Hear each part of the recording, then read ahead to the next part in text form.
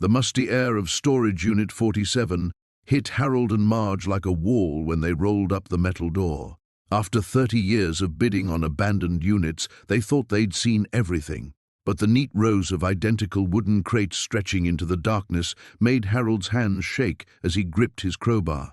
Marge noticed the tremor immediately, the same one that had appeared whenever her husband talked about his old job at the police department, the career he'd left behind without explanation 40 years ago. The first crate splintered open with a sharp crack. Inside, manila folders spilled across the concrete floor, each one stamped with a date from the 1980s. Crime scene photos scattered like deadly confetti. Harold's face went white as he picked up a file marked classified in red ink. His badge number was written in the corner, the badge he'd turned in the day he quit the force. "Harold," Marge whispered, holding up a photograph. "Isn't that the mayor?" But why would someone hide 40 years' worth of police evidence in a storage unit? And how did Harold's old cases end up buried with them? Harold's knees buckled, and he grabbed the edge of the crate for support. The photograph in Marge's weathered hands showed a much younger version of Mayor Thomas Caldwell, but it wasn't the image of their current town leader that made Harold's blood run cold. It was the date stamped in the corner, March 15th, 1983. The same day Harold had walked into Chief Morrison's office and resigned without giving 2 weeks' notice or even collecting his final paycheck. "We need to leave," Harold said, his voice barely audible. "Right now." But Marge was already kneeling beside another spilled folder, her reading glasses perched on her nose as she examined what looked like witness statements. "Harold, look at this. The Brennan girl, you remember, the college student who disappeared? It says here there were 3 witnesses who saw her get into a black sedan behind the library. But I remember the newspapers saying there were no witnesses." Harold's mouth went dry. Jennifer Brennan, 20 years old, honor student, gone without a trace on a Tuesday evening in March.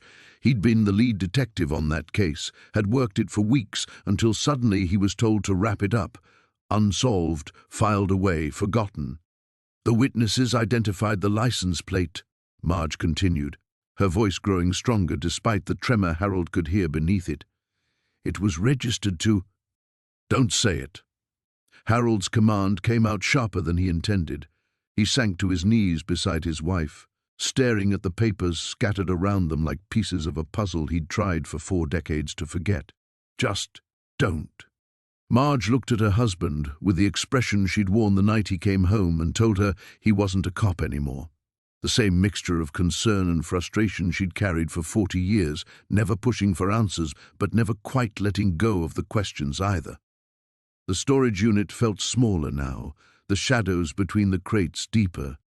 Harold counted at least 20 more wooden boxes, each one potentially holding evidence that could rewrite the history of Cedar Falls. Evidence that had clearly been meant to stay buried. "Someone paid good money to keep this unit," Marge observed, running her finger along the edge of a crime scene photograph.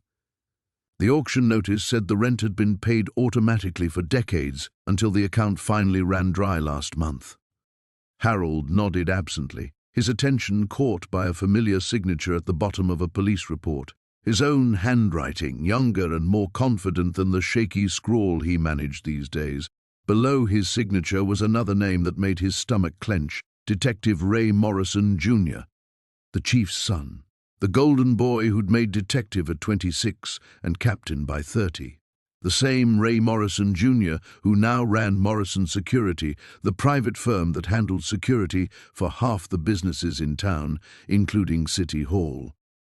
A car door slammed somewhere in the maze of storage units, and both Harold and Marge froze. The facility was supposed to be empty on Sunday afternoons. That's why they'd scheduled their treasure hunt for today. Footsteps echoed off the metal buildings, slow and deliberate, growing closer. Harold grabbed Marge's arm and pulled her deeper into the unit, behind the wall of crates.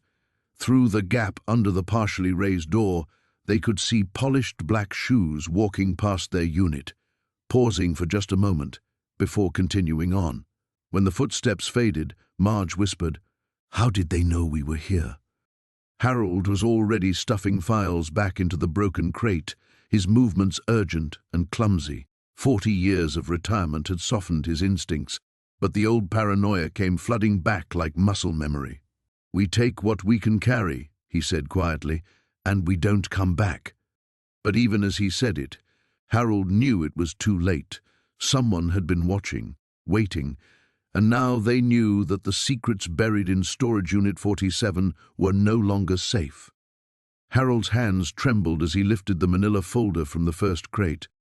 The tab read Morrison, Janet, 1987, in faded black ink. Behind him, Marge had gone silent, her usual chatter about their latest auction finds replaced by an unsettling quiet that made the storage unit feel smaller, more suffocating. "What does it say?" she whispered, moving closer to peer over his shoulder. Harold opened the folder carefully, as if it might crumble at his touch. Inside were photographs, crime scene photos that made his stomach lurch. A young woman, blonde hair matted with blood, lying beside a overturned bicycle on what looked like a rural road. Police reports were clipped behind the images, along with witness statements and evidence logs. "I remember this case," Marge said, her voice barely audible. "Janet Morrison. She was 23, worked at the diner on Main Street. They said it was a hit and run, but they never found who did it." Harold flipped through the documents, his 40 years as a high school principal making him methodical even in his shock. "Look at this witness statement. Someone saw a black Mercedes leaving the scene, but it says here the investigation was redirected due to lack of credible evidence." "A black Mercedes?" Marge frowned. "Harold, Mayor Blackwood drove a black Mercedes back then. Still does, for that matter." They stared at each other in the dim light filtering through the storage facility's fluorescent bulbs. Harold set the Morrison file aside and reached for another folder. This one was thicker, labeled Chen Michael, 1994. The second file contained similar materials, photos, reports, evidence bags sealed in plastic. Michael Chen had been an investigative reporter for the county newspaper who died in what was ruled an accidental drowning at Millfield Lake. But the police notes revealed inconsistencies in the timeline, unexplained bruises on the body, and a curious detail. Chen had been working on a story about municipal corruption before his death. "This is impossible," Marge muttered, but she was already reaching for a third file. Rodriguez Elena, 1999. Elena Rodriguez had been a city council member who died in a house fire. The official cause was faulty wiring, but the fire investigator's original report, stamped confidential in red ink, suggested the blaze had multiple points of origin, indicating arson. That report had apparently been suppressed, replaced with a sanitized version that blamed old electrical systems. Harold's legs felt weak. He lowered himself onto an overturned milk crate, his mind racing. "Marge, these aren't just old files. These look like cases that were covered up." "But why would Detective Morrison have them?" Marge asked, then caught herself. Wait, was Frank Morrison related to Janet Morrison?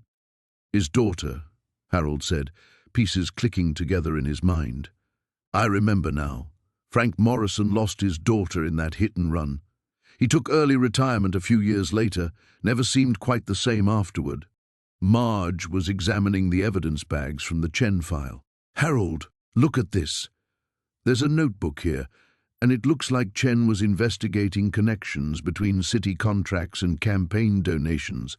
Some of these names—" She trailed off, her face pale. "What names?" "Blackwood, obviously, but also Thomas Sinclair from the construction company, Rebecca Walsh from the Planning Commission, and—" She looked up at Harold with wide eyes. "Deputy Chief Patterson. He was just a sergeant back then, but he's mentioned in here multiple times." Patterson. Harold knew him from community events, had always thought he seemed like an honest cop working his way up through the ranks. The idea that he might be involved in covering up murders sent a chill down Harold's spine. "There are more crates," Marge said, gesturing to the back of the unit. "Harold, what if all of these contain files like this? What if Frank Morrison spent years collecting evidence of crimes that were being covered up?" Harold stood slowly, his knees protesting. The weight of what they'd stumbled into was beginning to settle on him like a heavy blanket. We need to think about this carefully, Marge. If these files contain what we think they do, and if the people mentioned in them are still in positions of power, they'd do anything to keep this quiet, Marge finished. Just like they did to silence Janet Morrison, Michael Chen, and Elena Rodriguez. The storage unit suddenly felt exposed, vulnerable. Harold found himself glancing toward the open door, half expecting to see someone watching them. The cheerful sounds of other auction-goers examining their purchases seemed to come from another world, a simpler world where the biggest concern was whether that old dresser would fit in the truck. "We can't just leave this here," Marge said firmly. "Those people died, and whoever killed them is still out there, still in power." Harold nodded slowly, knowing she was right, but dreading what came next. They were retired, supposed to be enjoying their golden years, not uncovering conspiracies that had already cost multiple people their lives. But as he looked at the evidence surrounding them, he knew there was no going back. The manila folder felt heavier than it should have as Harold lifted it from the crate with trembling fingers. Marge peered over his shoulder, her breath shallow in the dusty air of their garage. The tab read, "Bentley, Sarah, 1987, in neat block letters that had faded to brown. "Should we really be doing this?" Marge whispered, though they were alone in their own home. Harold's jaw tightened. That girl deserves justice, even if it's 37 years late. Inside the folder lay a collection that made Harold's chest constrict. Crime scene photographs showed a young woman's body at the bottom of Miller's Ravine, her blonde hair fanned across the rocky creek bed like spilled sunlight. The official report, stamped and signed by Chief William Morrison, the same Morrison whose son now ran half the businesses in town, concluded accidental death by misadventure. But tucked behind the official documents were others that told a different story entirely. A witness statement, never filed, described seeing Sarah arguing with someone in a black sedan outside Rossetti's bar on the night she died. The witness, a dishwasher named Miguel Santos, had apparently seen Sarah pushed into the vehicle. His statement was handwritten on yellow legal paper, signed and dated, but marked "Do not file" in red ink. "Look at this," Marge said, pointing to a photograph paper-clipped to the back of Santos's statement. It showed the dishwasher himself, but not alive. Miguel Santos lay crumpled in an alley, his head at an unnatural angle. The photo was labeled Santos, 48 hours after statement taken. Harold's hands shook as he turned to the autopsy reports. Sarah's showed defensive wounds on her hands and bruising consistent with strangulation, directly contradicting the accidental death ruling. Santos's autopsy was even more revealing. Blunt force trauma to the skull that the coroner had somehow missed in his official report. "This isn't just a cover-up," Harold said, his voice barely audible. "It's multiple murders." Marge pulled out another file, this one marked Cross, Detective James, Internal Investigation. Detective Cross had apparently been building a case against Chief Morrison when he'd suffered a fatal heart attack in 1988. The medical examiner's report cited natural causes, but handwritten notes in the margin questioned the findings. Someone had discovered traces of digitalis in Cross's system, a heart medication that could be lethal in large doses. 3 people dead, Marge counted, all because they got too close to the truth about Sarah Bentley. Harold studied the evidence photos again. In one shot of Sarah's body, something glinted near her outstretched hand. According to the notes, it was a cufflink, gold, with an engraved M surrounded by what looked like a Masonic symbol. But the cufflink didn't appear in the official evidence log. "Morrison," Harold muttered. "It has to be. But why kill her? What could a young woman possibly know that was worth murdering 3 people? Harold dug deeper into the file and found his answer in a manila envelope marked personal effects, not logged. Inside were photographs that made his stomach lurch. Sarah Bentley at what appeared to be parties, but not normal parties. The photos showed her with older men, powerful-looking men in expensive suits, in compromising positions. Harold recognized several faces. The mayor from the 1980s, a district court judge, even Congressman Franklin, who'd held office for 2 decades. One photo showed Sarah looking directly at the camera with frightened eyes, while a man's hands gripped her shoulders. The man was Chief Morrison, 20 years younger but unmistakable. "They were using her," Marge said, her voice thick with disgust. "And when she tried to expose them, they eliminated the threat." Harold carefully returned the photographs to their envelope, along with anyone who might have helped her. The implications crashed over them like a wave. If Morrison had been willing to commit murder to protect this secret, what would his son, now Mayor Daniel Morrison, do if he discovered Harold and Marge had found this evidence? Harold's phone rang, making them both jump. The caller ID showed an unknown number. "Don't answer it," Marge hissed. But Harold was already pressing the green button. "Hello? Mr. Kessler?" The voice was smooth, cultured, with just a hint of menace. "This is Daniel Morrison. I believe you and your wife purchased storage unit 47 at yesterday's auction." Harold's mouth went dry. "Yes, that's right. I wonder if we might arrange a meeting. You see, that unit belonged to my late father, and I believe there may be some family documents mixed in with the items. Nothing valuable, you understand. Just sentimental pieces I'd hate to see lost." The line went quiet except for Harold's thundering heartbeat. "I'd be happy to compensate you for any inconvenience," Morrison continued. "Shall we say this evening? 8 o'clock at your residence?" Harold looked at Marge, whose face had gone pale as cemetery marble. "Of course," Harold heard himself saying. 8 o'clock. The line went dead. Harold's hands trembled as he set down the photograph of the Whitmore house crime scene. The image burned in his mind, furniture overturned, dark stains on expensive carpet, and in the corner, barely visible, a child's toy abandoned on the floor. He hadn't thought about the Whitmore murders in years, but seeing that evidence box had brought it all rushing back like a dam bursting. "We should call the police," Marge whispered, though her voice carried no conviction. They both knew the complications that would bring. "And tell them what?"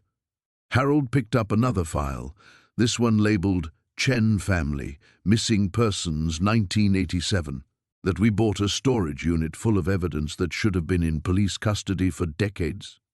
The afternoon sun slanted through the storage unit's metal door, casting long shadows across the concrete floor. They'd been here for 3 hours now, methodically going through box after box, each one revealing another piece of their town's buried secrets. The Chen family case alone contained dozens of witness statements, financial records, and photographs that Harold was certain had never seen the light of day during the official investigation. Marge pulled out a manila envelope marked Financial Records, Whitmore Construction. Her eyes widened as she scanned the documents. "Harold, look at this. Payment receipts from the city council, all signed by Mayor Bradley. But these dates, they're from 1994, 2 years after he claimed to have cut all ties with Whitmore Construction." Harold moved closer, adjusting his reading glasses. The receipts were damning. Monthly payments of $50,000 for consulting services with no detailed breakdown of work performed. At the bottom of each receipt, Mayor Bradley's distinctive signature appeared alongside that of Robert Whitmore, the construction company owner who'd been found dead in his mansion 30 years ago. "This changes everything about the Whitmore case," Harold muttered. The official story was that Robert was killed during a burglary gone wrong. But if he was still paying Bradley under the table, someone had a motive to silence him permanently. Marge's voice was barely audible. They continued digging, uncovering a web of corruption that stretched back decades. Building permits issued without proper inspections, environmental reports falsified to allow construction in protected wetlands, and safety violations systematically covered up. The paper trail painted a picture of a town where money and influence could buy anything, including immunity from the law. A noise outside made them both freeze, footsteps on gravel, slow and deliberate. Harold moved to the storage unit entrance and peered around the metal door. A black sedan idled in the parking lot, its tinted windows making it impossible to see inside. "Someone's watching us," he whispered to Marge. She quickly stuffed the financial records back into their envelope. "How could anyone know we're here?" Harold's mind raced. They'd paid for the storage unit in cash, hadn't told anyone about their discovery. Unless the auction. There were other bidders. What if someone wanted this unit specifically? The sedan's engine revved, and it began moving slowly through the storage facility's narrow lanes. Harold grabbed Marge's arm and pulled her deeper into the unit behind a stack of boxes. His heart hammered against his ribs as the vehicle's tires crunched closer. "We need to get this evidence somewhere safe," Marge breathed. "If something happens to us—" The sedan stopped directly outside their unit. Harold could hear the engine idling, then the distinctive sound of a car door opening. Footsteps approached, measured and purposeful. Harold's eyes fell on a small cardboard box labeled "Insurance Policies, Personal." Acting on instinct, he grabbed it along with the Whitmore financial records and shoved them into Marge's large purse.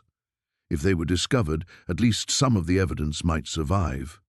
The footsteps stopped just outside the unit. Harold could see a shadow blocking part of the light from the doorway.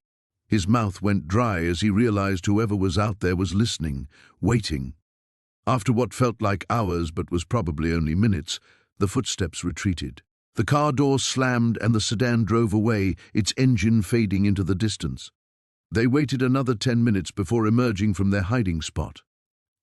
Harold's shirt was soaked with sweat and Marge's face had gone pale. "We can't come back here," she said firmly. "Whoever that was, they know about this place."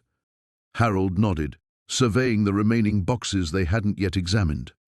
Decades of evidence, proof of crimes that had never been properly investigated, connections that could destroy some of the most powerful people in town. And now they were sitting ducks if they stayed. "We take what we can carry," he decided. "Find somewhere safe to study it properly." As they hastily gathered the most promising files, Harold couldn't shake the feeling that they'd crossed a line from which there was no return. The storage unit had seemed like a harmless gamble that morning. Now it felt like they'd opened a door to something that powerful people had spent 30 years trying to keep locked away. The fluorescent lights in Harold's workshop cast harsh shadows across the evidence spread on his workbench. 3 days had passed since they'd discovered the storage unit's true contents, and sleep had become elusive for both Harold and Marge. Every creak of their old house made them jump. Every unfamiliar car on their quiet street drew suspicious glances through the curtains. Marge sat hunched over a manila folder, her reading glasses perched on the tip of her nose. "Listen to this," she said, her voice barely above a whisper despite being alone in their home. Rebecca Morrison, age 16, disappeared October 15, 1987. Last seen leaving the Starlight Diner after her shift ended at 11 p.m. Harold looked up from the photograph he'd been studying, a young woman with bright eyes and a genuine smile. "That's the same year as the Thompson girl and the Hendricks boy, 3 kids all within 2 months of each other. 3 kids that were never connected officially," Marge added, flipping through the police reports. "Look at these investigating officers. Different detectives handled each case, even though they all worked out of the same station." The workshop door creaked open, and both Harold and Marge froze. Their daughter Jenny stepped inside, carrying 2 steaming mugs of coffee. "You two have been out here for hours. Mom, you missed your book club meeting yesterday." "We've been busy, dear," Marge said, instinctively moving to cover the photographs scattered across the workbench. Jenny's eyes narrowed as she caught glimpses of police forms and evidence bags. "What exactly did you find in that storage unit?" Harold and Marge exchanged glances. They'd avoided their daughter's questions for days, claiming they'd only found old furniture and worthless collectibles. But Jenny had inherited her mother's intuition and her father's persistence. "Nothing that concerns you," Harold said firmly. "Dad, I'm not 12 years old anymore. I can see these are police files." Jenny moved closer, and Harold's protective instinct made him step between her and the evidence. "Are those missing person reports?" "Jenny, please." Marge stood up, her voice strained. "We're handling this." "Handling what?" "Mom, if you've found evidence related to crimes, you need to call the police." Harold's laugh was bitter. "The police? Honey, we think the police might be part of the problem." The words hung in the air like smoke. Jenny's face went pale, and she sank into Harold's old chair. "What do you mean?" Against his better judgment, Harold found himself explaining. He showed Jenny the evidence bags with broken chain of custody, the witness statements that contradicted official reports, the photographs that were never entered into the case files. Marge reluctantly revealed Detective Morrison's hidden documents, including his notes about pressure from above to drop certain lines of investigation. "Morrison," Jenny repeated slowly. "Rebecca Morrison, same last name as the missing girl." "His daughter," Marge confirmed quietly. "He was investigating his own daughter's disappearance, and someone made sure he got nowhere." Jenny studied the timeline Harold had constructed on his pegboard. Red string connected dates, names, and locations in an intricate web. "You think someone was covering up these disappearances? But why?" "That's what we're trying to figure out," Harold said. "But look at this." He pointed to a list of names he'd compiled from various documents. "Mayor Collins' signature is on the order to transfer Detective Morrison to a different precinct. Judge Whitman signed off on sealing several related court documents. Chief Brennan, Jenny, these are people who still run this town." Jenny's hands trembled slightly as she picked up one of the evidence bags. Inside was a silver bracelet, tarnished with age. "This belonged to Rebecca Morrison. It says so right on the evidence tag." "Why wasn't this turned over to her family?" "Because someone wanted these cases to disappear," Marge said. "Someone with enough power to bury evidence, transfer inconvenient detectives, and make sure no one connected the dots." The workshop fell silent except for the hum of the fluorescent lights. Jenny continued studying the pegboard, her mind working through the implications. If Detective Morrison hid all this evidence, where has it been for 35 years? "That's the question, isn't it?" Harold said. "Someone cleaned out Morrison's house after he died, probably looking for exactly what we found. When they couldn't locate it, they assumed it was gone forever, until some storage company auctioned off Morrison's unit for unpaid fees," Marge added. Jenny stood up abruptly, pacing the small workshop. "You realize what this means? If you're right, if there really was a cover-up, then whoever was responsible might still be alive, still in positions of power. Which is why we can't go to the police," Harold said. "We don't know who we can trust. But you can't just sit on this either. These families never got answers. Rebecca Morrison's mother might still be alive, still wondering what happened to her daughter." Marge reached for Jenny's hand. "We know, sweetheart. We know." Jenny looked at her parents, really looked at them, and saw the weight they'd been carrying alone for 3 days.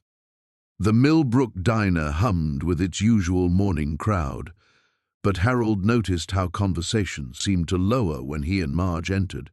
They'd chosen the public venue deliberately, safety in numbers, they'd reasoned.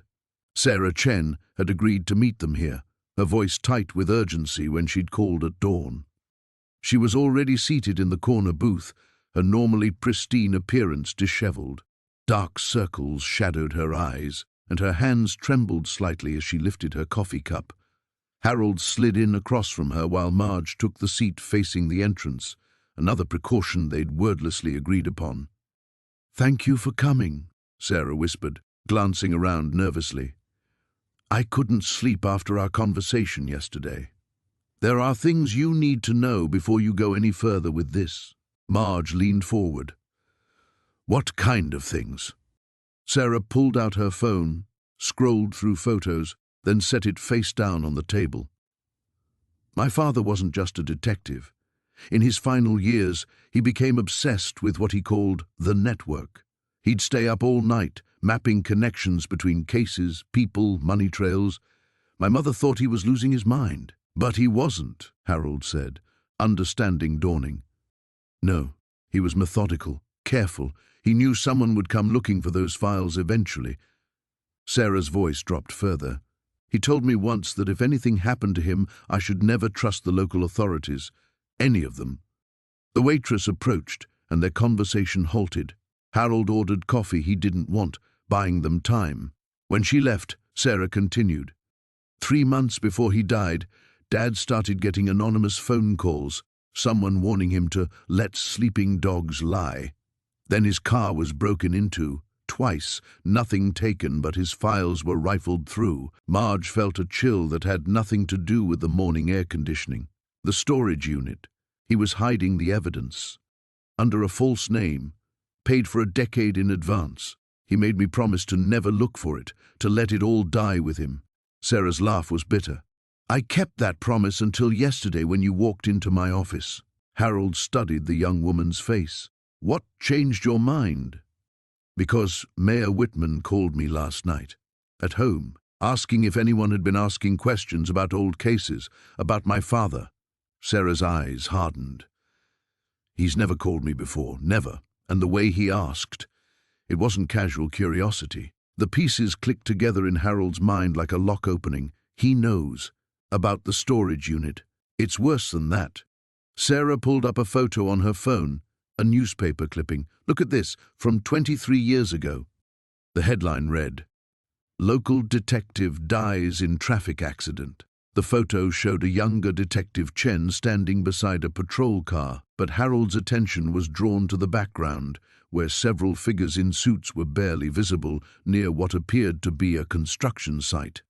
Dad wasn't supposed to be there that day, Sarah explained. He was following up on something. The official report said he lost control of his vehicle, but the coroner found trace amounts of a sedative in his blood. They claimed it was prescribed medication, but Dad never took anything stronger than aspirin. Marge gripped Harold's arm under the table. They were in deeper than they'd realized. There's more. Sarah swiped to another photo, a bank statement. 3 days after Dad's death, a substantial deposit appeared in our family account.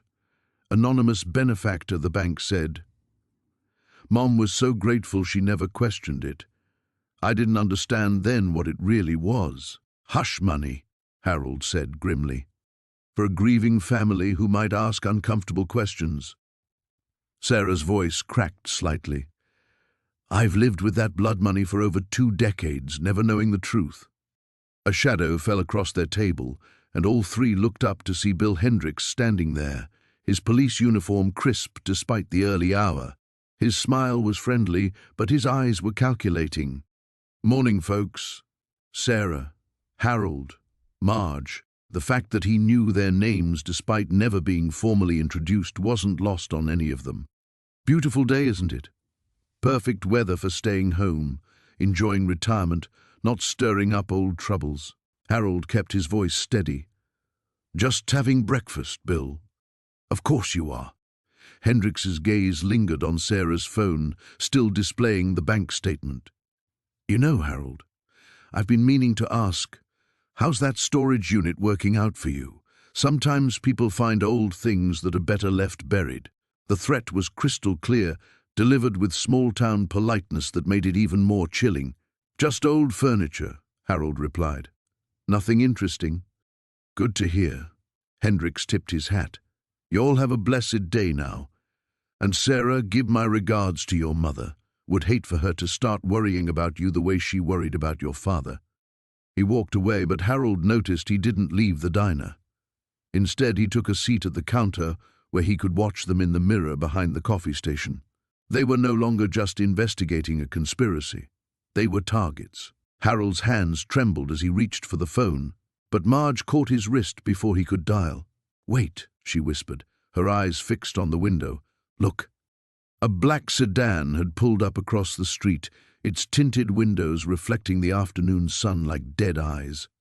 The car sat motionless, engine running, positioned with a clear view of their front door. How long has it been there? Harold asked, stepping back from the window. I first noticed it 20 minutes ago. Marge's voice was steady, but Harold could see the fear creeping into her expression. Same car that was parked outside Murphy's diner yesterday when we had lunch. Harold felt his stomach drop. They'd been so careful, moving the evidence boxes to their basement in the dead of night, telling no one about their discovery. But someone knew. The phone rang, its shrill tone cutting through the silence like a blade. They both froze, staring at the handset as it rang again. On the third ring, Harold picked up. "Hello?" Silence stretched across the line, broken only by the faint sound of breathing.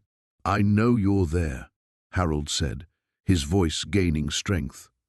"You've found something that doesn't belong to you." The voice was electronically distorted, neither male nor female, carrying an edge of cold authority.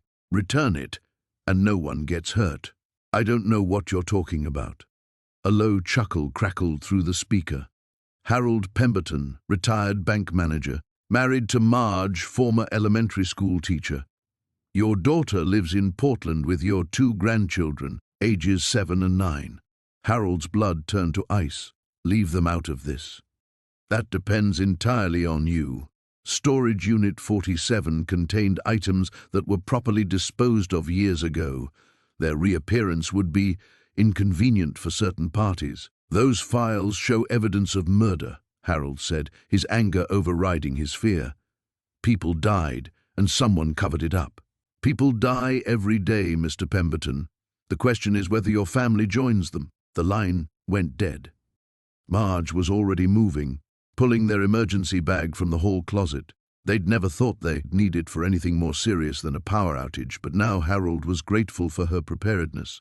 "We can't stay here," she said, stuffing their medications and important documents into the bag. Harold nodded, his mind racing. The evidence in their basement was too important to abandon, but they needed help, real help. "What about Detective Morrison?" Marge suggested, reading his thoughts. "He could be part of it. That corruption went deep, and some of those files were recent. This conspiracy might still have people in the department." Through the window, Harold watched the sedan's passenger door open. A man in a dark suit stepped out, adjusting his jacket in a way that suggested he was armed. He began walking toward their house with measured, confident steps. "Back door," Harold whispered urgently. They slipped through the kitchen, Harold grabbing his truck keys from the hook by the door. The sedan hadn't accounted for their rear exit through the neighbor's yard, a route Harold had used countless times to borrow tools from Jim Morrison, no relation to the detective. Jim's house was quiet, his truck gone. Harold remembered him mentioning a fishing trip to the lake. Perfect. They cut through 3 backyards before emerging on Elm Street, 2 blocks from their house.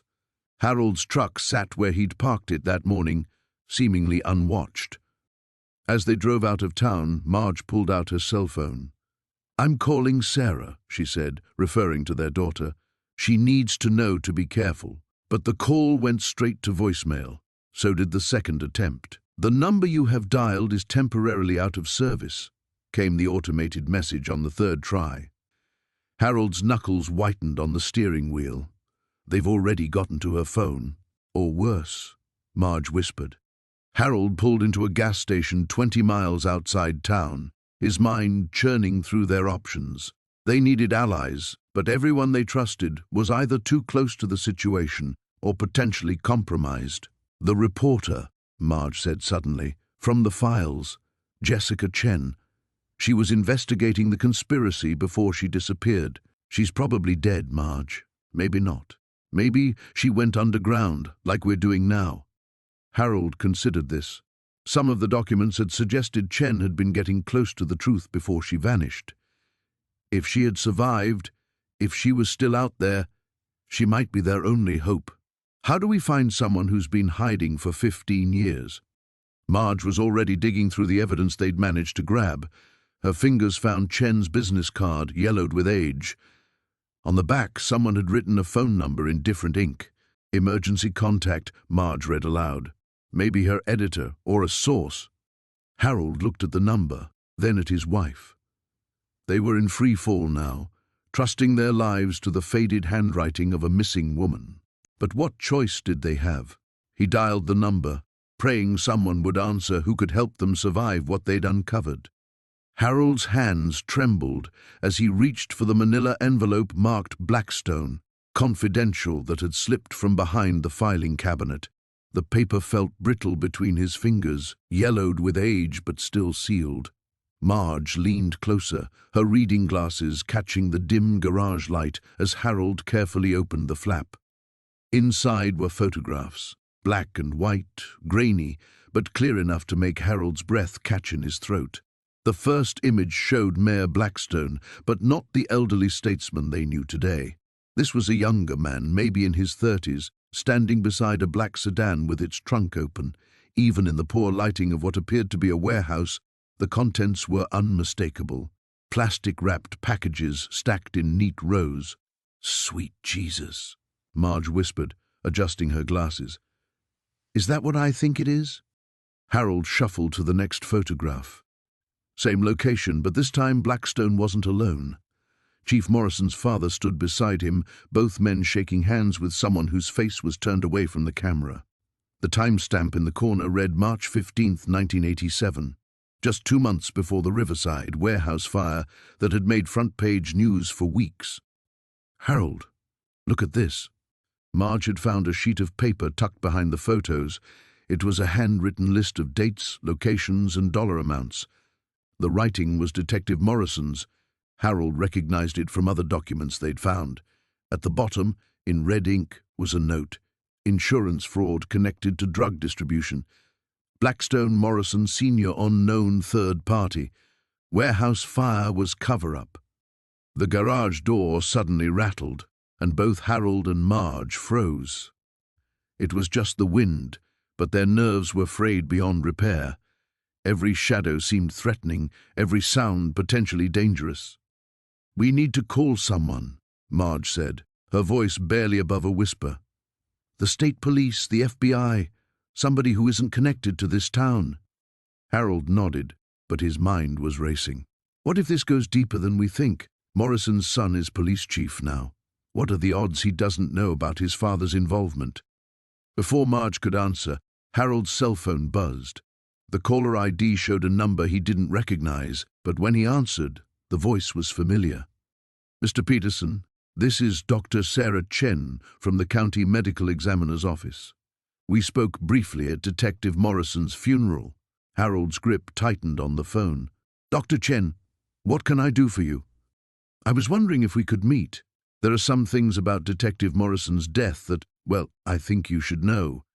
Things that didn't make it into the official report." Marge was watching Harold's face, reading the concern there. He mouthed medical examiner and saw her eyes widen. "What kind of things?" Harold asked. "Not over the phone. Can you meet me tomorrow morning? There's a diner on Route 9 just outside the county line. Murphy's Place. 9 o'clock? Harold looked at Marge, who nodded grimly. "We'll be there." After hanging up, they sat in silence for several minutes.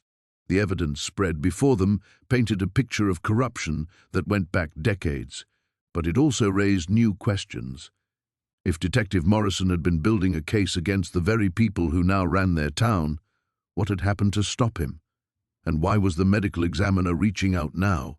"Pack it all up," Marge said finally. "Everything. We're taking it with us tonight." "Where are we going?" "Your brother's cabin upstate. We can't stay here, not with all this." She gestured at the crates.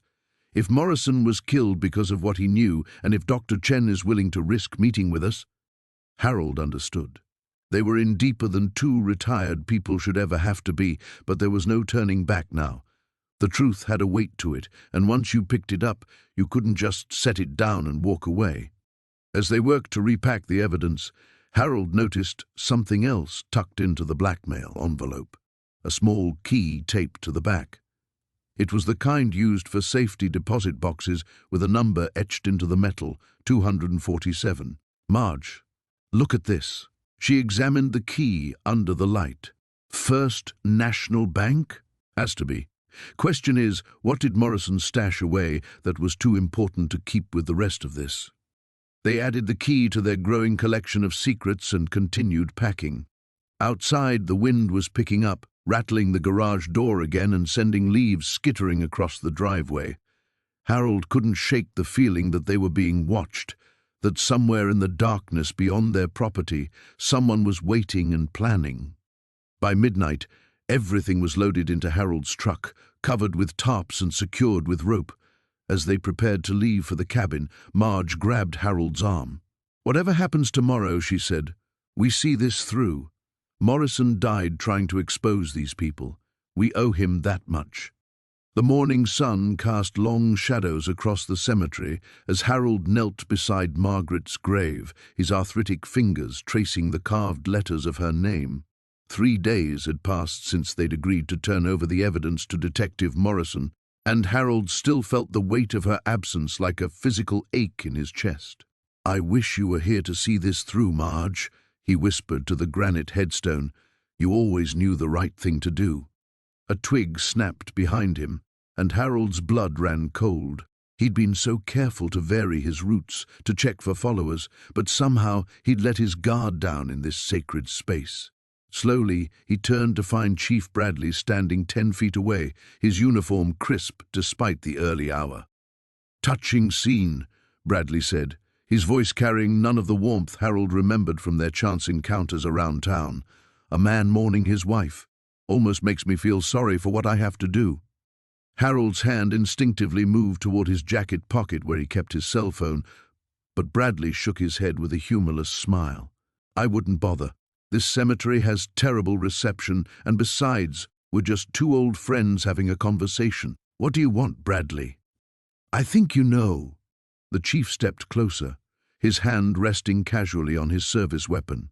"You and Margaret stumbled onto something that wasn't meant to be found. Now she's gone, and you're all alone with a very dangerous secret." Harold felt his legs trembling but forced himself to stand straight. "If you think you can intimidate me—" "Intimidate?" Bradley laughed, the sound echoing off nearby headstones. "Harold, I'm trying to save your life. Do you have any idea who you're dealing with? Judge Whitmore didn't build his empire by being merciful to loose ends." The admission hung in the air between them like a confession. Harold studied Bradley's face, seeing for the first time the lines of stress, the exhaustion that spoke of years carrying terrible burdens. "How long have you been covering for them?" Harold asked. Bradley was quiet for a long moment, his gaze drifting across the cemetery. 23 years. Started small, looking the other way when certain evidence went missing, filing reports that emphasized some facts and downplayed others.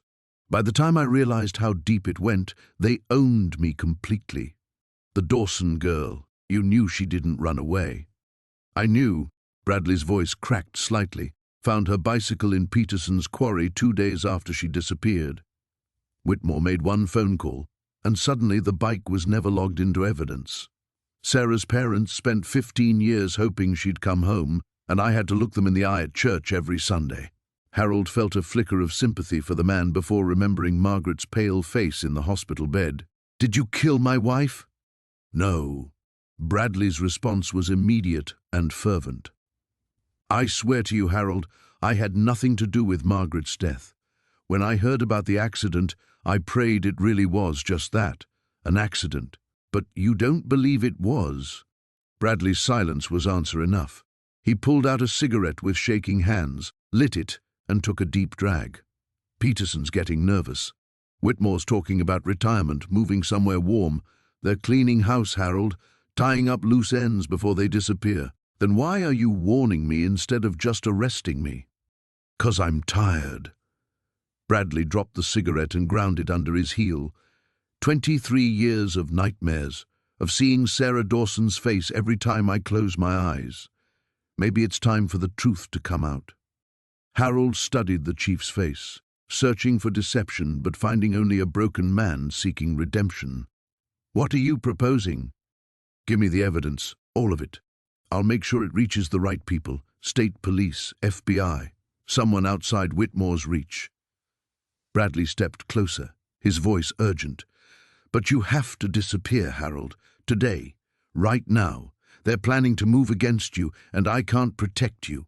How do I know you won't just destroy everything?" Bradley reached into his jacket and pulled out a manila envelope, handing it to Harold with trembling fingers. "Because I've been keeping my own insurance policy." Harold opened the envelope to find photographs. Whitmore accepting a briefcase from Peterson, Documents with Bradley's own signature authorizing evidence destruction. Bank statements showing regular deposits into accounts belonging to all three men. Why would you give me this? Because Margaret was a good woman who deserved better than what happened to her. Bradley's voice was barely a whisper. And because maybe, if we do this right, some good can come from all the evil we've done. A car door slammed somewhere in the distance, and both men tensed. Bradley grabbed Harold's arm with surprising strength. Time's up. Peterson's black sedan just pulled into the parking lot. His grip tightened. There's a service road behind the maintenance shed. Follow it to Route 9, then head north. Don't go home, don't pack, just run. Harold clutched the envelope to his chest as footsteps approached through the cemetery grounds. Harold's hands trembled as he held the photograph under the lamp's harsh glare. The image showed a younger version of Mayor Blackwood shaking hands with Vincent Torino outside what appeared to be the old cannery on the outskirts of town. In the background, Harold could make out several men loading boxes into unmarked trucks. "This has to be from the late 80s, Marge whispered, leaning closer to examine the photo. "Look at Blackwood's hair. Still had that ridiculous pompadour back then." Harold flipped the photograph over. Written in Detective Morrison's familiar scrawl were the words, "Blackwood Torino Meeting, September 15, 1987. Drug Distribution Network confirmed." The basement felt colder now, as if the weight of their discoveries had chilled the very air around them. They'd been at this for 3 hours, methodically going through Morrison's hidden files, and each new piece of evidence painted a more damning picture of corruption that reached the highest levels of their small town's government. Marge pulled another folder from the crate, this one labeled Financial Records, City Council. Inside were photocopies of bank statements, wire transfer receipts, and what appeared to be coded ledgers. The numbers were staggering. Hundreds of thousands of dollars flowing through accounts belonging to city officials who shouldn't have had access to that kind of money on their public salaries. "Harold, look at this," she said, pointing to a highlighted entry. "This transfer for $50,000 went into Councilman Pierce's account 3 days before the vote to approve the waterfront development project." Harold remembered that vote. It had been controversial, with half the town opposing the plan to tear down the historic fishing pier to make way for luxury condominiums. Pierce had been the swing vote that pushed the development through. A sudden creak from upstairs made them both freeze. Harold grabbed Marge's wrist, listening intently. The sound came again, definitely, footsteps on the front porch. "Are you expecting anyone?" Marge whispered. Harold shook his head, his pulse quickening. They'd been careful, keeping the curtains drawn and working by lamplight in the basement. But someone was definitely outside their house. The footsteps moved around the perimeter of the house, slow and deliberate. Harold motioned for Marge to stay put and crept toward the small basement window. Peering through a gap in the curtain, he caught a glimpse of a dark figure moving past their kitchen window. A car door slammed somewhere nearby, followed by the sound of an engine starting. Harold waited several more minutes before moving away from the window. "Whoever it was, they're gone now," he said, but his voice carried no relief. Marge was already gathering the files, her movements quick and efficient. "We can't keep these here anymore. They know we have something. How could they know?" "Think about it, Harold. We've been asking questions around town, talking to people about the Kellerman case. Word gets around in a place this size." Harold realized she was right. Their inquiries at the library, their conversation with Mrs. Chen at the diner, even their visit to the storage facility, any of those interactions could have reached the wrong ears. "We need to get these files somewhere safe," Marge continued, "and we need help, professional help." Harold nodded, but uncertainty gnawed at him. Who could they trust? The local police were clearly compromised, and they had no idea how far the corruption extended into state agencies. As they worked to pack Morrison's evidence back into the crates, Harold's mind raced through their options. His nephew David worked for the State Attorney General's office in the capital. David was honest, ambitious, and far enough removed from local politics to be trustworthy. "What about David?" Harold suggested. Marge paused in her packing. "Your nephew? Would he take something like this seriously? He'd have to. This is evidence of criminal conspiracy, racketeering, possibly murder. It's exactly the kind of case that could make a prosecutor's career. Another sound from upstairs made them both freeze again. This time, it was the distinctive squeal of their front gate opening. Harold hadn't imagined it. Someone was definitely watching their house. "We leave tonight," Marge said firmly. "Pack what we can carry and drive to the capital. We'll call David from the road." Harold felt a mixture of fear and determination coursing through him.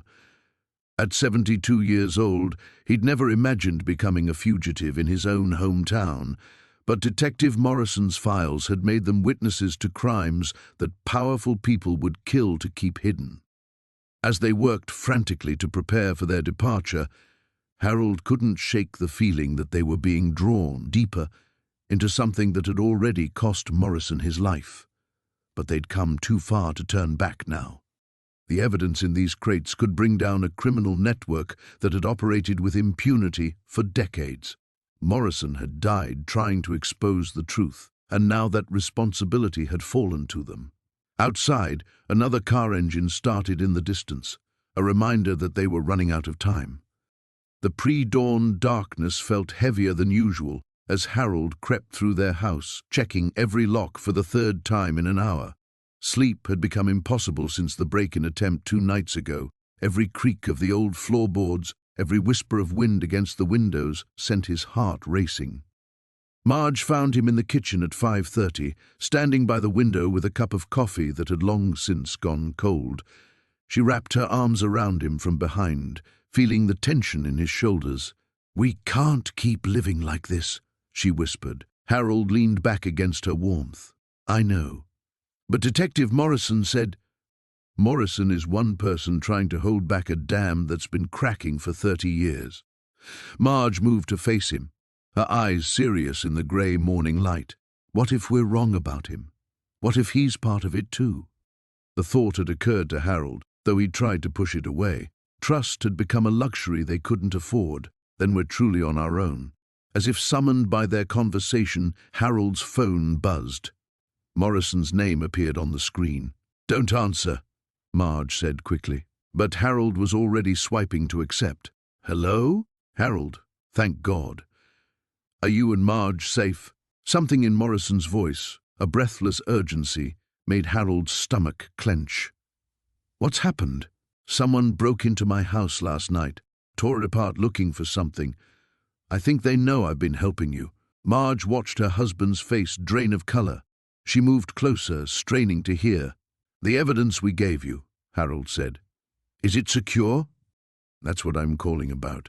I moved everything to a safety deposit box yesterday, but I need you to know if something happens to me, there's a copy of the key taped under the sink in the church basement. St. Matthew's on Pine Street. Father Rodriguez is the only one who knows. Morrison, what aren't you telling us?" A long pause. "I've been digging deeper into the names in those files.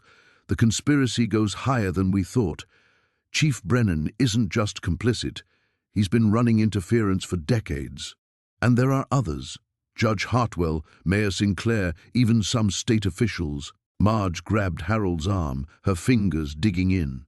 "How many people are we talking about?" Harold asked. "At least a dozen, maybe more. They've built an entire network to bury these cases." "The storage unit you bought?" "It belonged to Detective Frank Russo. He was collecting evidence to expose them when he died in that car accident 12 years ago." "Car accident?" Marge repeated, loud enough for Morrison to hear. "You don't think it was an accident?" "I'm starting to think a lot of convenient deaths in this town weren't accidents. Listen, I'm going to try to get this information to someone at the state level, but I need you two to disappear for a few days. Go visit relatives, take a trip, anything. Just get out of town." Harold looked at Marge, seeing his own thoughts reflected in her eyes. Running felt like abandoning the victims, the families who deserved justice. "We can't," Harold said. "If we run now, they'll destroy everything and cover their tracks. It'll be like those people never mattered at all." "Harold, these aren't ordinary criminals. They've killed to protect their secrets before. They won't hesitate to do it again. Then we need to move faster than they do. Harold's voice grew stronger with conviction. What would happen if this information went public? Not just to the state police, but to the media, to everyone. It would be chaos. Arrests, trials, the whole power structure of this town would collapse. Maybe that's what needs to happen. Marge nodded, squeezing Harold's hand. She was scared, terrified actually, but she was also angry at the arrogance of people who thought they could decide which lives mattered and which could be forgotten. "There's a reporter," Morrison said slowly. "Investigative journalist from the state paper, Sarah Chen. She's been sniffing around some old cases in neighboring counties. If we could get her the evidence—" "Set up a meeting," Harold said without hesitation. "Harold, if we do this, there's no going back. They'll come after all of us with everything they have. They're already coming after us. At least this way we're fighting back."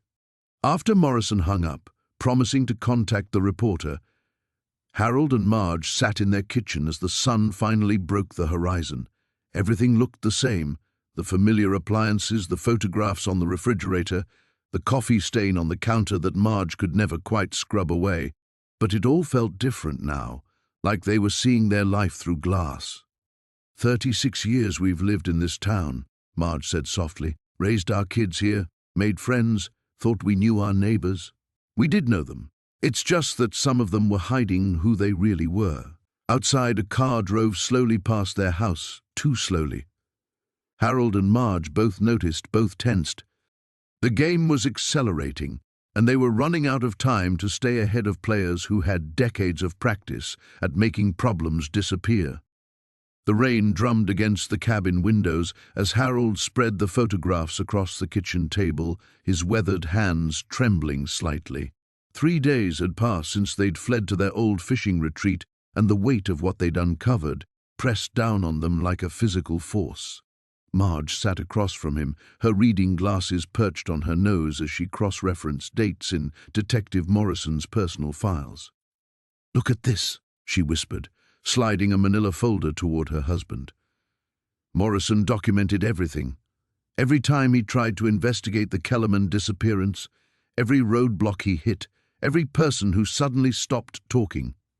Harold studied the handwritten notes. Morrison's increasingly frustrated scrawl documenting a pattern of interference that reached into the highest levels of Millbrook's government. The detective had been methodical, creating a web of connections that linked Mayor Blackwood, Police Chief Patterson, and Judge Whitmore to a network of corruption spanning 3 decades. "He knew," Harold muttered, tapping a photograph of Morrison meeting secretly with someone in shadows. He knew they were all connected, but he couldn't prove it. Marge pulled out another file, this one containing bank records and property transfers. "But we can. Look at these dates. Every time a case went cold, money changed hands. Properties were sold below market value. Permits were fast-tracked. The evidence painted a picture of systematic corruption that had transformed their quiet town into a haven for criminal activity. The storage unit hadn't just contained cold case files, it had housed Morrison's personal investigation into a conspiracy that had cost him his career and ultimately his life." Harold's phone buzzed, making them both jump. An unknown number flashed on the screen. He hesitated, then answered with a cautious, "Hello? Mr. Brennan?" The voice was young, female and frightened. "This is Sarah Morrison. Detective Morrison was my grandfather." Harold's eyes widened. "Sarah? How did you—" "I've been watching the news. The break-in at your house. The questions about my grandfather's death. I need to meet with you. There are things you need to know." Marge leaned closer, straining to hear. Harold put the phone on speaker. "It's not safe," Harold said. "These people, they've already tried." "I know about the storage unit," Sarah interrupted. "Grandfather told me before he died. He said if anything happened to him, if his cases ever surfaced, I should find whoever discovered them and give them something he left for me." The rain intensified, lashing against the windows as if nature itself was warning them against this meeting. But Harold found himself asking, what kind of something? Insurance, Sarah replied. Names, dates, recorded conversations, everything he couldn't put in the official files because he didn't know who to trust in the department. Marge grabbed Harold's arm, her grip tight with urgency. This could be the breakthrough they needed, or a trap that would finish what the break-in had started. "Where?" Harold asked, his voice steady despite the churning in his stomach. "The old lighthouse on Miller's Point. Tomorrow at noon. Come alone, and make sure you're not followed." The line went dead. Harold stared at the phone, acutely aware of the silence that had fallen between them. "It could be them," Marge said quietly, "using Morrison's granddaughter to draw us out." Harold nodded, but something in the young woman's voice had convinced him. The fear had been real, the knowledge too specific to be fabricated. Or it could be our only chance to get enough evidence to expose them all. They spent the rest of the evening poring over Morrison's files, preparing for what might be their final gambit.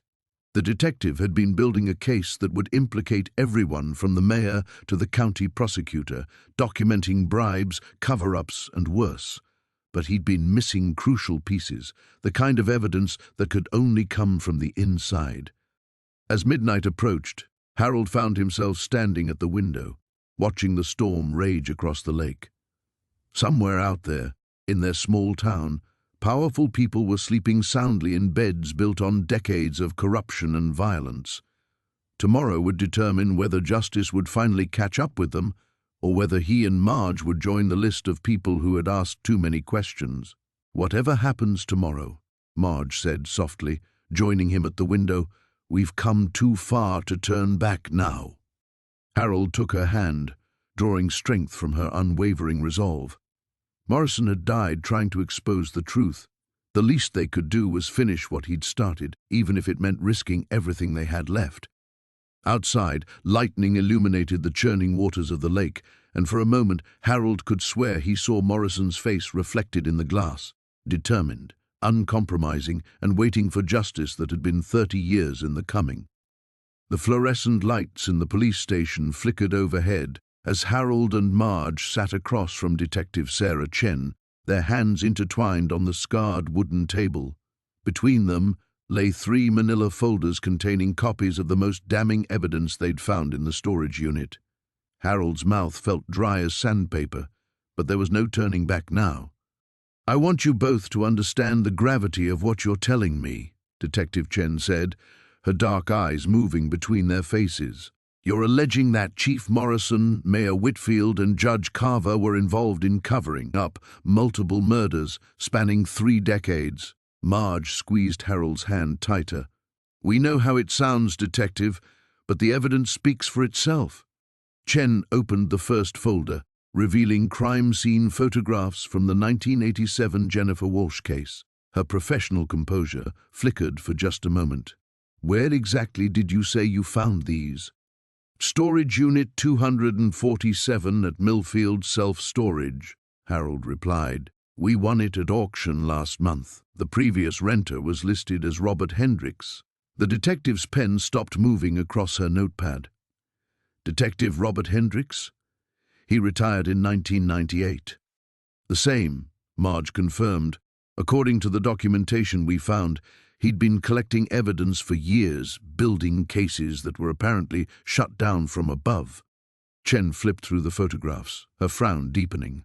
"These aren't copies. These are original crime scene photos, and some of them aren't in our official files." She looked up sharply. "How do I know you didn't fabricate these?" Harold had anticipated this question. He reached into his jacket and pulled out a small digital recorder. "Because Detective Hendricks left us a message."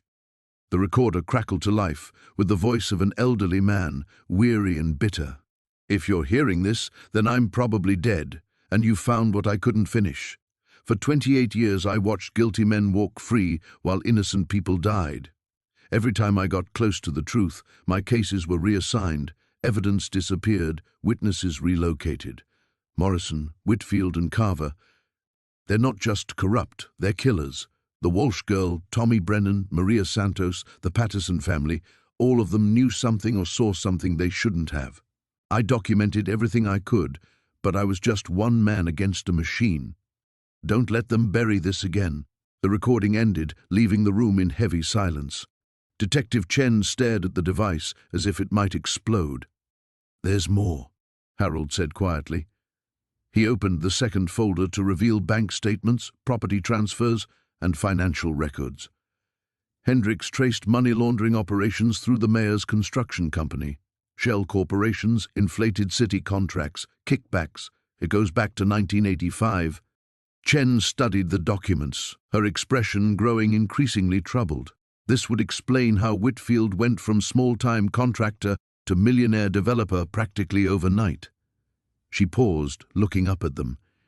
"You realize you're both in serious danger now? If even half of this is true—" "We know," Marge interrupted. "That's why we came to you. Hendricks' notes indicated you transferred here from the state police specifically to investigate corruption. Someone's been watching our house," Harold added. "Black sedan, parked across the street for the past 2 nights. Different license plates each time." Detective Chen closed the folders and leaned back in her chair. "I need to ask you both something, and I need complete honesty. Have you shown this evidence to anyone else? Made copies? Told friends or family?" Harold and Marge exchanged glances. "Our daughter knows we found something important," Marge admitted, "but we didn't give her details." "Why?" "Because if this conspiracy is as deep as Hendricks believed, then Chief Morrison already knows you were here today. Police stations aren't as secure as people think, especially when the corruption starts at the top." Chen stood up, pacing to the window that overlooked the parking lot. "I see 3 possible scenarios here. 1, you're elaborate con artists trying to frame prominent citizens. 2, you're delusional and have fabricated this entire story. 3, you've stumbled onto the biggest scandal this town has ever seen." She turned back to face them. "Given what I've observed since transferring here 6 months ago, I'm leaning toward option 3. Harold felt a chill run down his spine. "What do you mean?"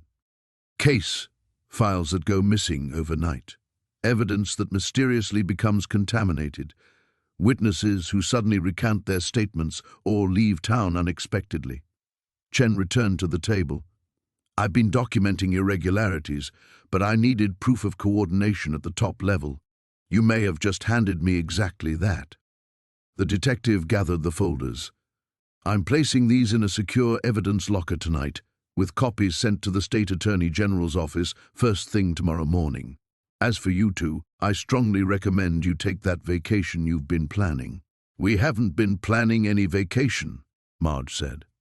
Detective Chen's expression hardened. "You are now. Pack tonight, leave tomorrow, and don't tell anyone where you're going. Not even me." The abandoned farmhouse sat like a cancer on the landscape, its weathered boards grey as bone in the moonlight. Harold cut the engine 200 yards away, and they walked the rest of the distance through overgrown fields that grabbed at their ankles with every step. The silence was absolute except for the whisper of wind through broken shutters. "Are you sure about this?" Marge whispered, her voice barely audible. Harold's hand found hers in the darkness. "No, but we're out of choices." They'd spent the last 3 days in a cheap motel outside Millbrook, watching the news reports with growing horror. The official story was that Harold and Marge Henderson, beloved retirees, had been killed in a tragic house fire caused by faulty wiring. The funeral would be held Thursday. Chief Brennan gave a touching statement about their contribution to the community. Detective Sarah Chen had found them through a coded message left with Harold's nephew in Portland. She'd been investigating the same corruption network from the inside, collecting evidence for months while pretending loyalty to Brennan. Tonight's meeting would determine if they could trust her with the remaining evidence they'd hidden. The farmhouse's back door hung open like a slack mouth. Harold tested each floorboard before putting his full weight down, remembering stories of meth labs and their explosive booby traps. But this place felt different. Not dangerous, just profoundly empty, as if hope itself had abandoned it years ago. Chen was waiting in what had once been a kitchen, her silhouette barely visible against the cracked window. She turned as they entered, and Harold saw exhaustion etched in every line of her face. "I wasn't sure you'd come," she said. We weren't sure we would either, Harold replied. Talk. Chen pulled a tablet from her jacket and set it on the warped counter. Everything you found in that storage unit, it's all true. Mayor Jacobson, District Attorney Walsh, half the city council, they've been covering up crimes for 30 years, taking bribes, burying evidence, but it goes deeper than you know. She swiped to a photograph that made Marge gasp. It showed a younger version of Chen herself, perhaps 10 years old, standing beside a woman Harold recognized from one of the missing person files. My sister, Chen said simply. Rebecca Chen. She disappeared when I was 12. Officially, she ran away, but I found her name in the files you photographed. She'd been asking questions about the Riverside Development Project, the one that made Jacobson millions in federal grants. 3 days later, she vanished. Harold felt the weight of understanding settle on his shoulders. You became a cop to find her. To find her killer. And now I have. Chen swiped to another photo, a crime scene image that showed a shallow grave in what looked like a construction site. This was taken 2 weeks after she disappeared. Someone documented it, probably for insurance, but the body was moved before any official investigation could begin. Marge leaned closer to the screen. Who took the photo? Officer Daniel Morrison. He's retired now, lives in Florida. I tracked him down last month. He's willing to testify, but only if we can guarantee his protection. Fat chance of that, Harold muttered. Look what happened to us. Chen's smile was grim. That's where you're wrong. Brennan overplayed his hand with the house fire. State investigators are asking questions. The FBI field office in Portland has been watching Millbrook for months, waiting for the right moment to move. Your evidence gives them that moment. She pulled out a satellite phone, its antenna already extended.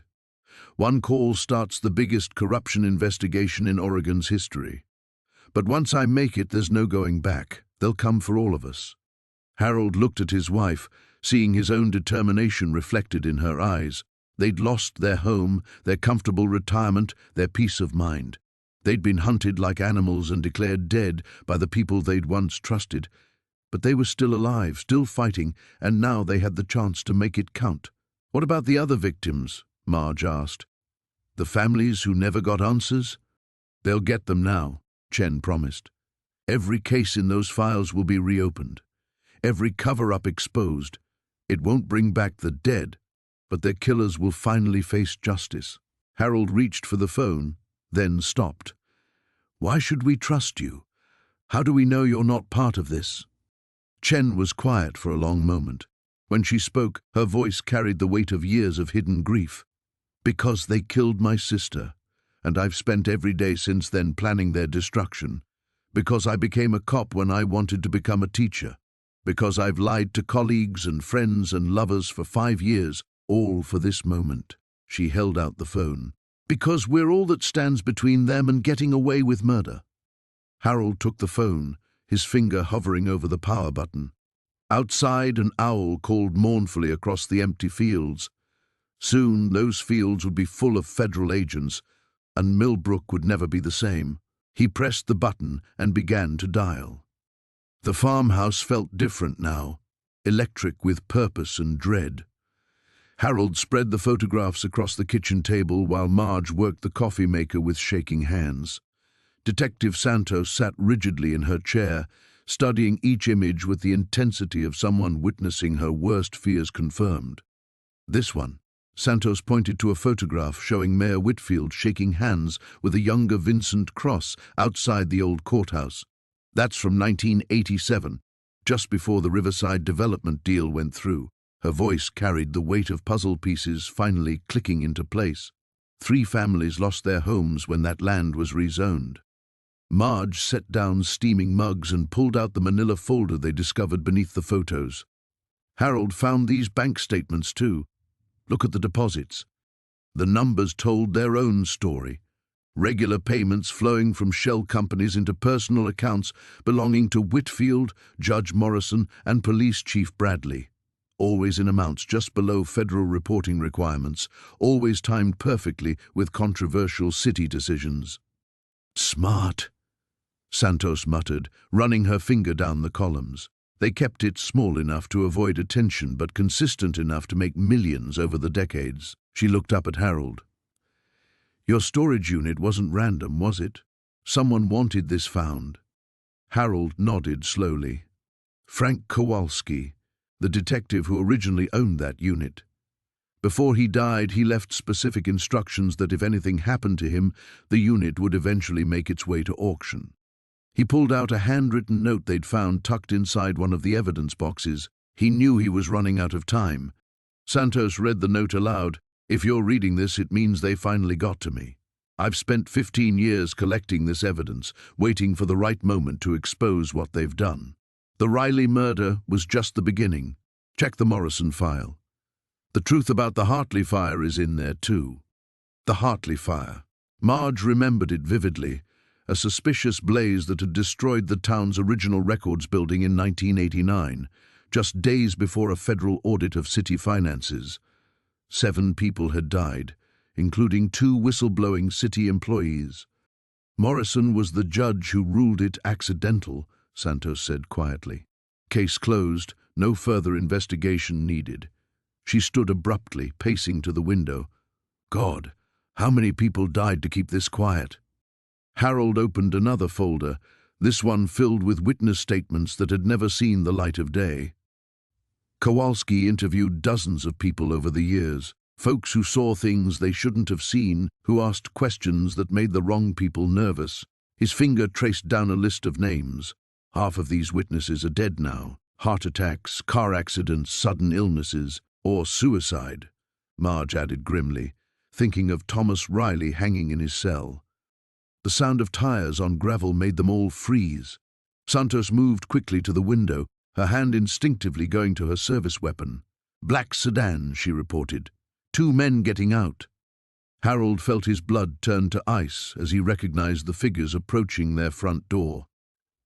Vincent Cross and Police Chief Bradley, their faces grim with purpose. They know we have it. Back door, Santos whispered urgently. Take the evidence and go. I'll handle this. But Marge was already shaking her head. We're tired of running, detective, and where would we go? They own this whole town. She began gathering the most damning photographs. You take these, get them to the state police, the FBI, whoever will listen. The heavy knock on the front door echoed through the house like a death knell. Santos looked between Harold and Marge, seeing the resignation and determination in their weathered faces. These weren't people who'd abandon their fight, even in the face of almost certain death. I'm not leaving you, Santos said firmly. We face this together or not at all. Harold managed to smile despite the circumstances. Frank Kowalski would have liked you, detective. The knocking came again, more insistent now. Cross's voice carried through the wooden door, deceptively calm and reasonable. Harold, Marge, we know you're in there. We just want to talk. Clear up this misunderstanding. Santos positioned herself where she could see both the front and back doors. They'll have men covering all the exits by now. She pulled out her phone, typing rapidly.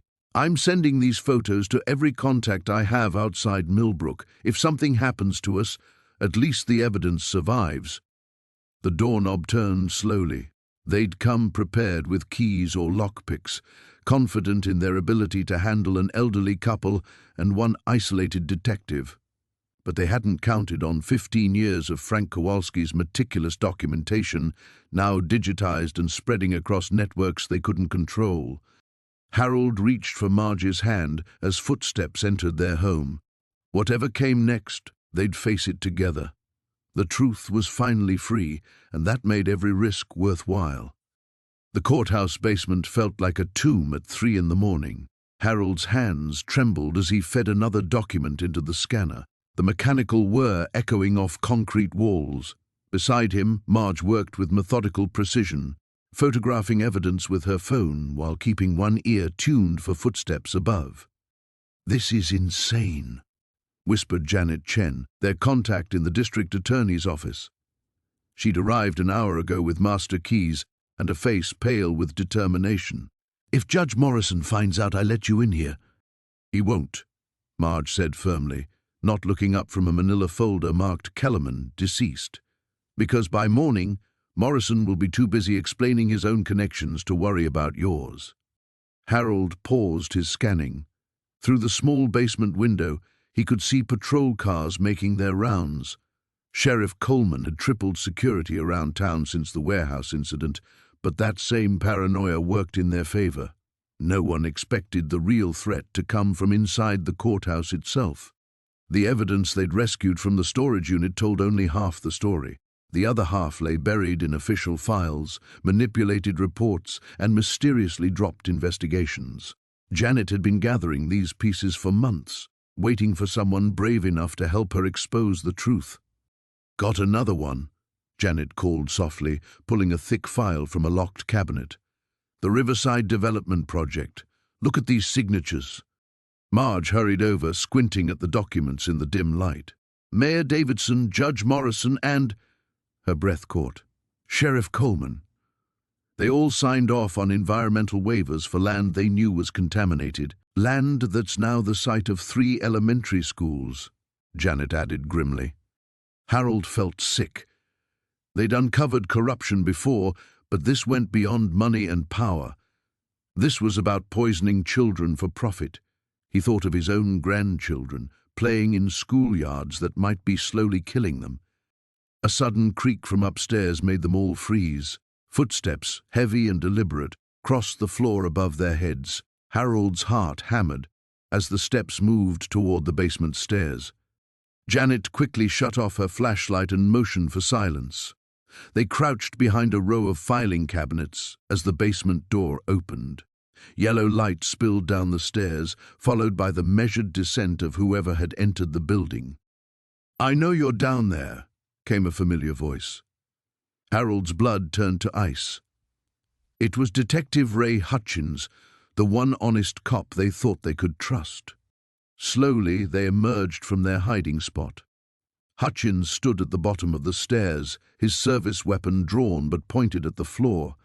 In the harsh fluorescent light, he looked exhausted, older than his 50 years. "Ray," Janet began, but he held up a hand. Don't."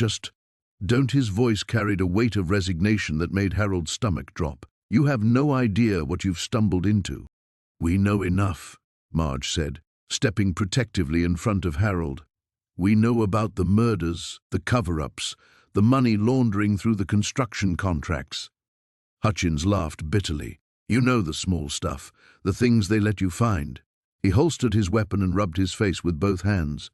"They've been watching you since the day you bought that storage unit. Every move, every conversation, every person you've contacted." Janet's face went white. "That's impossible. I was careful. Your phones are tapped. Your house is bugged. Hell, they probably know what you had for breakfast." Hutchins looked directly at Harold. "The only reason you're still alive is because they're using you to identify everyone else who might be a threat." The scanner continued its mechanical humming, suddenly loud in the suffocating silence. Harold realized with growing horror that they hadn't been investigating a conspiracy. They'd been unwitting participants in it. "So what now?" Harold asked, his voice barely above a whisper. "You arrest us? Turn us over to Coleman?" Hutchins shook his head. "I've been building my own case for 2 years, waiting for the right moment, the right evidence. You 3 just accelerated my timeline considerably." He pulled out a flash drive. "Everything I've gathered is on here. Names, dates, financial records, recorded conversations. Enough to bring down the whole network." "Then why haven't you used it?" Marge demanded. "Because they have my daughter." The words came out strangled, full of pain. "Sarah's been studying abroad for 6 months. Except the program doesn't exist, and I haven't spoken to her since the day she left." Harold felt the last piece of the puzzle click into place. The conspiracy wasn't just about greed, it was about control. Complete, terrifying control over everyone who might threaten their power. "There's a way out," Hutchins continued. "But it means trusting me completely. And it means accepting that after tonight, none of your lives will ever be the same." The abandoned warehouse on the outskirts of town felt like stepping into a tomb. Harold's flashlight beam cut through the dusty air as he and Marge made their way through the maze of rusted machinery and broken crates. Detective Sarah Chen followed close behind, her service weapon drawn but lowered. "Are you sure this is where Martinez said to meet?" Marge whispered, clutching a manila envelope containing copies of the most damning evidence they'd found. "Positive," Harold replied, though his voice carried less certainty than his words. The anonymous tip that had led them here felt increasingly like a trap with each step deeper into the warehouse. A sound echoed from the far end of the building, footsteps on metal stairs.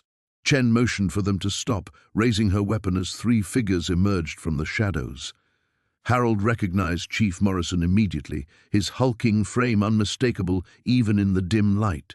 Beside him stood Judge Patricia Caldwell, her usually pristine appearance disheveled. The third figure took Harold's breath away, Detective Martinez, the man they'd trusted with everything. "I really hoped it wouldn't come to this," Martinez called out, his voice carrying across the empty space. "You should have left well enough alone." 27 years, Chen shouted back, keeping her gun trained on the approaching trio. 27 years of covering up murders, drug trafficking, witness tampering. How many people died because of your silence? Morrison laughed, a harsh sound that echoed off the warehouse walls. "You think you understand what was at stake? This town was dying until we took control. Every decision we made, every corner we cut, it was for the greater good." Tommy Brennan was 16. Marge's voice cracked with emotion. Jennifer Walsh was a mother of 2. What greater good did their deaths serve? Judge Caldwell stepped forward, her face a mask of cold calculation. "Collateral damage in a war you couldn't comprehend. We built something here, created prosperity from nothing. A few unfortunate casualties were inevitable." Harold felt his hands shaking as the full scope of their corruption became clear. "The storage unit, whose evidence was that originally?" "Detective Ray Sullivan's," Martinez answered. "He was getting too close, asking too many questions. After his accident, we cleaned out his house, thought we'd destroyed everything. Turns out he had a storage unit we didn't know about." "You killed him too," Chen stated. Morrison shrugged. "Heart attack behind the wheel. Could have happened to anyone. Of course, the digitalis we slipped into his coffee might have helped things along." The casual admission sent ice through Harold's veins. These weren't desperate criminals backed into a corner. They were predators who had operated with impunity for decades. "The documents we copied are already with the FBI," Harold lied, hoping to buy them time. "Killing us won't stop anything now." "Actually, it will," Caldwell replied smoothly. "Agent Brooks is one of ours. Has been for 15 years. Those documents never made it past his desk." Marge gasped. The federal agent they'd trusted, who had promised to investigate, was part of the conspiracy. Harold felt their last hope crumbling. "However," Morrison continued, "we're not unreasonable people. There's still a way out of this for everyone." He gestured toward a briefcase Martinez was carrying. $2 million, enough to relocate anywhere you want, start fresh. All you have to do is walk away. "And if we refuse?" Harold asked. "Then you'll join Detective Sullivan," Martinez said quietly. "Another tragic accident. Maybe a gas leak in your home while you sleep." Chen's grip tightened on her weapon. "You're outnumbered. I'm a police officer. My death won't be easy to explain." "Tragic confrontation with armed drug dealers," Caldwell explained. "You'll be posthumously honored for your bravery. We've done this before, Detective. We know how to craft a narrative." Harold's mind raced, searching for options. Then he remembered the small recording device Marge had insisted on bringing, the same one they'd used to document the evidence. His hand moved slowly toward his jacket pocket. "You have 30 seconds to decide," Morrison announced, checking his watch with theatrical precision. In the tense silence, Harold heard something that made his heart leap, sirens in the distance, growing closer. But his hope was quickly crushed when Martinez smiled. "Right on time," the corrupt detective said. "Officers we control, coming to clean up this unfortunate situation." The warehouse doors burst open as police cars surrounded the building, their red and blue lights strobing through the broken windows. But instead of Morrison's cronies, Harold saw unfamiliar faces, state police, their weapons drawn and trained on the conspirators.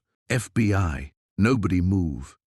Agent Patricia Reeves stormed through the entrance, her team spreading out to cover all exits. Behind her, Harold saw Agent Brooks in handcuffs, his federal credentials apparently not enough to save him from his own organization's internal investigation. Morrison's face went white as the reality of their situation became clear. Their decades-old conspiracy was finally crashing down around them. The courthouse steps were slick with morning dew as Harold and Marge climbed toward the heavy oak doors. 3 weeks had passed since they'd delivered the evidence to the FBI, 3 weeks of sleepless nights and constant looking over their shoulders. Today would determine whether their courage had been worth the risk. Inside, the gallery was packed beyond capacity. Reporters lined the walls, their cameras clicking like metallic insects. Harold recognized faces from their small town, some friendly, others decidedly hostile. Sheriff Connolly sat in the front row, his uniform replaced by an orange jumpsuit, his hands shackled. Beside him, Mayor Peterson stared straight ahead, his political career reduced to rubble. Marge squeezed Harold's hand as they found seats in the middle section. Behind them, whispers rippled through the crowd like wind through wheat. The Hendersons had become reluctant celebrities, the elderly couple who'd brought down a conspiracy that had festered for 30 years.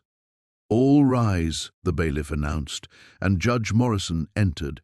Harold had known Morrison since high school, a fair man who'd somehow remained untouched by the corruption that had infected so many others. Morrison's expression was grave as he surveyed the courtroom. "Be seated," Morrison said. "We're here today for the sentencing of defendants Connolly, Peterson, and 14 CO conspirators in what the prosecution has termed the most extensive corruption case in our county's history." Harold's mind drifted to that morning 3 weeks ago when FBI agent Sarah Chen had knocked on their door. The professional woman with kind eyes had listened as they'd explained their discovery, examined their evidence with growing amazement, and promised them protection. The investigation that followed had moved with startling speed. DNA matches from the cold cases, financial records that traced bribes and cover-ups, confessions from terrified accomplices who'd finally found the courage to speak. "The evidence presented in this case," Judge Morrison continued, "reveals a pattern of corruption stretching back to 1993. Murder cases dismissed or buried, drug trafficking protected, witness intimidation, all orchestrated by individuals sworn to serve and protect this community." Marge leaned closer to Harold. "Jenny would be proud," she whispered, referring to their granddaughter who'd encouraged them to come forward. "You know she would." Harold nodded, thinking of all the victims whose families would finally have closure. Maria Santos, the young mother whose murder had been covered up because she'd witnessed a drug deal. Tommy Chen, the teenager who died because he'd threatened to expose the sheriff's involvement with smugglers. So many lives lost, so many families destroyed, all for money and power. "Sheriff Connolly," Judge Morrison said, his voice cutting through Harold's reverie, "you stood before this community for 27 years as a symbol of law and order. Instead, you became the architect of lawlessness. Your actions corrupted the very foundation of justice in this county." Connolly's shoulders sagged as Morrison continued. "For conspiracy, obstruction of justice, accessory to murder, and 17 other counts, I sentence you to life in prison without possibility of parole." The courtroom erupted in a mixture of cheers and angry shouts. Harold felt a weight he hadn't realized he'd been carrying finally lift from his chest. Beside him, Marge wiped away tears, tears of relief, of justice, of grief for all the years these crimes had gone unpunished. Mayor Peterson's sentencing followed, 30 years for his role in the conspiracy. One by one, the CO conspirators faced Morrison's judgment. Some wept, others maintained defiant silence. All would spend significant time behind bars.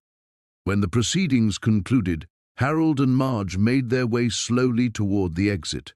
They were stopped repeatedly by grateful families, by reporters seeking comments, by townspeople offering thanks or condemnation.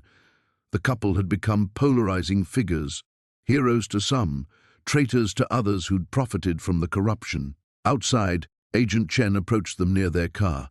"How are you both holding up?" she asked. "Better," Marge replied. "Much better. The Bureau wanted me to thank you again. Without your courage, none of this would have been possible. These cases would have remained cold forever." Harold looked back at the courthouse, where protesters and supporters still gathered on the steps. "We just did what anyone would have done." Chen smiled. "I wish that were true. Most people would have walked away, pretended they'd never seen that storage unit's contents. You chose differently." As they drove home through streets that looked the same but felt fundamentally changed, Harold reflected on the strange twist of fate that had brought them here. A storage unit auction, a decision made on a whim, boxes that should have remained hidden forever. Sometimes, he realized, the most ordinary moments led to the most extraordinary consequences. Their small town would heal eventually. Trust would be rebuilt, justice would be restored, and the wounds carved by decades of corruption would slowly mend. Harold and Marge had played their part in that healing.